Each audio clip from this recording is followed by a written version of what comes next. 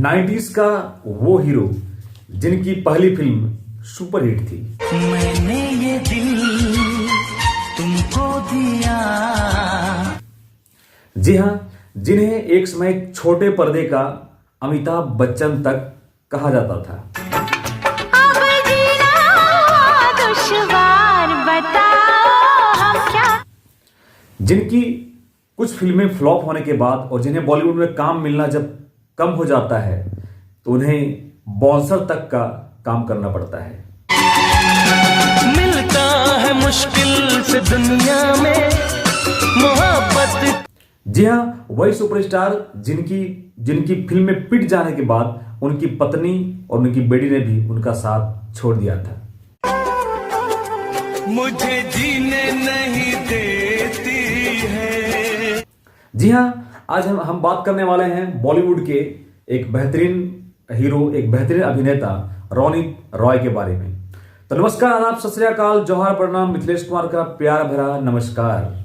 जी हाँ, 1992 में एक फिल्म आती है जान तेरे नाम, जो फिल्म बॉलीवुड में ब्लॉकबस्टर सुपर हिट साबित होती है। नाचे गाए रोज मनाए कॉलेज में वो पिकनिक। और उस फिल्म का जो गीत था, उसके जो गाने थे, वो भारत के बच्चे बच्चे के जुआ पर उस समय यही गीत बजता था। फर्स्ट टाइम देखा तुम्हें लव हो गया, सेकंड टाइम में हम खो गया। जानता है हम तुम पे मरता है, दिल क्या चीज है जानम अपनी जान। तो जी हाँ, 11 अक्टूबर 1965 को महाराष्ट्र के नागपुर में जन्मे रोनित रॉय के पिता का नाम था बोथेंद्र नाथ रॉय और उसकी मम्मी का नाम था डॉली बॉस। जी हाँ, महाराष्ट्र के नागपुर में उनका जन्म तो हुआ था, लेकिन उनके पिता एक बिजनेसमैन थे और बिजनेस के सिलसिले में उनका रहना गुजरात के अहमदाबाद में होता था और वहीं उनका बिजनेस था। तो वहीं रोनित रॉय अहमदाबाद में ही रहकर अपनी पढ़ाई पूरी करते हैं और पढ़ाई के दौरान ही वो होटल मैनेजमेंट का भी कोर्स करते हैं। रोनित रॉय के पिता बोथेंद्र नाथ रॉय की जो दोस्ती थी वो बॉलीवुड के बहुत बड़े डायरेक्टर सुभाष घई से उनकी काफी अच्छी मित्रता थी और इसी सिलसिले में बोथेंद्र नाथ रॉय जब मिलने के लिए सुभाष घई से मुंबई आते थे तो साथ में अपने बेटे रोनित रॉय को भी लाते थे। रोनित रॉय जब मुंबई आते थे तो बॉलीवुड की चकाचौंध उन्हें काफी लुभाती थी और उनके भी मन में ये सोच था कहीं न कहीं कि मैं भी एक दिन फिल्मों में काम करूंगा और बॉलीवुड में काम करूंगा। तो वहीं से रोनित रॉय के मन में ये बीज उत्पन्न हुआ था कि मैं बॉलीवुड में काम करूंगा। पढ़ाई पूरी करने के बाद जब रोनित रॉय की पढ़ाई पूरी हो जाती है अहमदाबाद में, उसके बाद वो मुंबई चले आते हैं और मुंबई में होटल सी रॉक में वेटर का काम करते हैं। साथ ही अपने पिता के दोस्त सुभाष घई के घर पे वो रहते हैं। सुभाष घई के घर पर रहकर ही रोज होटल सी रॉक में जाते हैं ड्यूटी करने, वहां वो वेटर का काम करते थे और वहीं से ड्यूटी से आने के बाद वो सुभाष घई के साथ कुछ समय बिताया करते थे। इसी क्रम में एक बार रोनित रॉय के जो पिताजी थे वो रोनित रॉय से मिलने के लिए मुंबई आते हैं और मुंबई में आने के बाद रोनित रॉय सुबह उनसे मिलकर होटल में जाते हैं काम करने के लिए सी रॉक में और जब वहां से लौटते हैं तो वो देखते हैं कि उनके पिता का निधन हो चुका था हार्ट अटैक आने के कारण, क्योंकि सुभाष घई के घर पर उसमें कोई नहीं थे और उसी बीच उन्हें अटैक आया था और रोनित रॉय के पिता का निधन हो जाता है। पिता के निधन के बाद रोनित रॉय काफी टूट से गए थे और मुझे जीने नहीं देती है। दिन रात समुद्र किनारे खड़े होकर वो सोचते थे कि उन्हें क्या करना चाहिए, क्या नहीं करना चाहिए।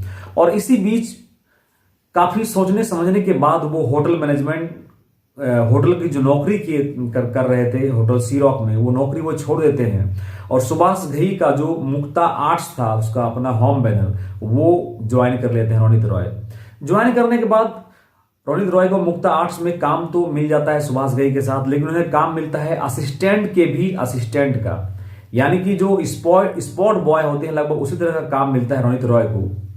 एक बार राम लखन की शूटिंग चल रही थी और राम लखन के शूटिंग के दौरान ही माधुरी दीक्षित एक सीन के बाद बैठी रहती हैं और वहीं रोनित रॉय माधुरी दीक्षित को एक सीन समझा रहे होते हैं कि आपको ये सीन कैसा करना है, कैसा नहीं करना है।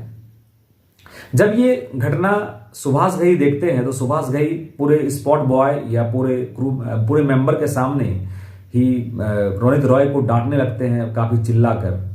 रोनित रॉय को ये सुनकर काफी बुरा लगता है और रोनित रॉय घर आकर पूछते भी हैं कि आपने सबके बीच मुझे क्यों डांटा। तो उनका कहना था कि ज्यादा इंटरफेयर करना आपके लिए ठीक नहीं था। रोनित रॉय को ये घटना उनके दिल में चुभ जाती है और उसके बाद वो वहां से निकल पड़ते हैं और छोटे मोटे विज्ञापन करते हैं और साथ में मॉडलिंग का भी काम करते हैं। कुछ मॉडलिंग के लिए वो डिजाइन तैयार करते हैं।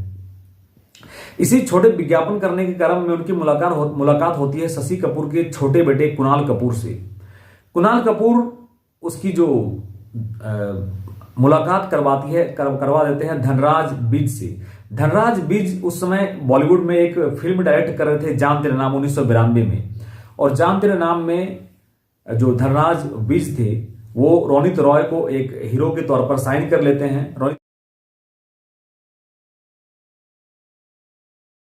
कल कॉलेज बंद हो जाएगा, तुम अपने घर को जाओगे। रोनित रॉय काफी खुश थे फिल्म साइन करने के बाद, और होता भी यही है। जैसे ये फिल्म रिलीज होती है, यह फिल्म सुपरहिट साबित होती है। इस गीत के गाने उसमें बच्चों के एक बच्चे के जुआ पर था। ये गाना ये फिल्म इतनी सुपरहिट थी, उसमें कॉलेज के लड़के या लड़कियां इस फिल्म के पीछे पागल थे। लगभग आशिकी के तरह का ही वाकया इस फिल्म के साथ भी था। इस फिल्म के एक डायलॉग गाए रोज मनाए कॉलेज में वो पिकनिक, गीत एक वाकया काफी फेमस होता है और वहीं से निकल पड़ती है रोनित रॉय की गाड़ी। रोनित रॉय को लगता है कि अब बॉलीवुड में कामयाबी पाना उसके लिए बहुत मुश्किल नहीं होगा और उन्हें अब काम की कमी नहीं होगी। अब जीना दुश्वार बताओ। लेकिन होता है ठीक इसके विपरीत। इसके बाद रोनित रॉय को कुछ फिल्में मिलता है, जुर्माना, रॉक डांसर, बॉम्ब ब्लास्ट, लेकिन वो फिल्में भी बॉलीवुड में कुछ खास धमाल नहीं मचा पाती हैं। और एक दौर ऐसा भी आता है जब उनको काम मिलना बिल्कुल बंद हो जाता है या बहुत कम काम मिलता है, और इसके बाद उनकी जो आर्थिक स्थिति है काफी खराब हो जाती है। और इस खराब आर्थिक स्थिति के बीच में इसकी पत्नी जो एक मुस्लिम थी और उनकी बेटी इन्हें छोड़कर पाकिस्तान चली जाती हैं। उसके बाद रोनित रॉय काफी अकेले हो जाते हैं, काफी तन्हा हो जाते हैं और उन्हें अपने रोजी रोटी के लिए यानी अपने गुजारा के लिए, पेट पालने के लिए अपने भाई रोहित रॉय के यहाँ पर कुछ दिन रहना पड़ता है। लेकिन उन्हें ये भी अच्छा नहीं लगता है। उन्हें लगता है कि अब उन्हें कुछ करना चाहिए और वो एक बाउंसर की टीम तय करते हैं और हीरोज को, फिल्म के अभिनेताओं को बाउंसर मुहैया कराते हैं। साथ में वो कुछ ऐसे हीरो के भी बाउंसर के तौर पर काम करते हैं जिनके साथ कभी उन्होंने काम किया था या जो उनसे काफी पीछे थे बॉलीवुड में, या जिनकी स्टारडम रोनित रॉय से काफी पीछे थी, उनके बाउंसर के तौर पर रोनित रॉय को काम करना पड़ता है। खैर, समय का पहिया आगे बढ़ता है और उन्हें कुछ फिल्मों में काम मिलना प्रारंभ होता है। उसके बाद उनकी मुलाकात होती है जितेंद्र से। जितेंद्र रोनित रॉय की मुलाकात करवाते हैं अपनी बेटी एकता कपूर से। एकता कपूर उस समय एक धारावाहिक कर रही थी क्योंकि सास भी कभी बहू थी, उसमें रोनित रॉय को एक रोल मिलता है। उसके बाद कसौटी जिंदगी की में उन्हें रोल मिलता है और दोनों ही धारावाहिक सुपरहिट रहती है और उससे उनकी कमाई अच्छी खासी हो जाती है। उसके बाद रोनित रॉय को छोटे पर्दे का अमिताभ बच्चन कहा जाने लगा था। फिर बॉलीवुड में उनकी वापसी होती है 2010 में, जब एक फिल्म वो करते हैं उड़ान, और ये फिल्म सुपरहिट साबित होती है और इस फिल्म में सपोर्टिव एक्टिव के तौर पर रोनित रॉय को बेस्ट एक्टर का अवार्ड मिलता है। उसके बाद रोनित रॉय को और भी काफ़ी फिल्में मिलती हैं। उनके बाद रोनित रॉय का जो करियर था कुछ उसका ग्राफ ऊपर चढ़ता है और उन्हें काम की उतनी कमी नहीं होती है और अभी भी रोनित रॉय बॉलीवुड में एक्टिव हैं। हम उनके सुखद भविष्य की कामना करते हैं। आप ऐसे ही कहानी, ऐसे ही किस्सों के साथ जुड़े हुए रहिए मिथिलेश कुमार के साथ। जय हिंद, जय भारत।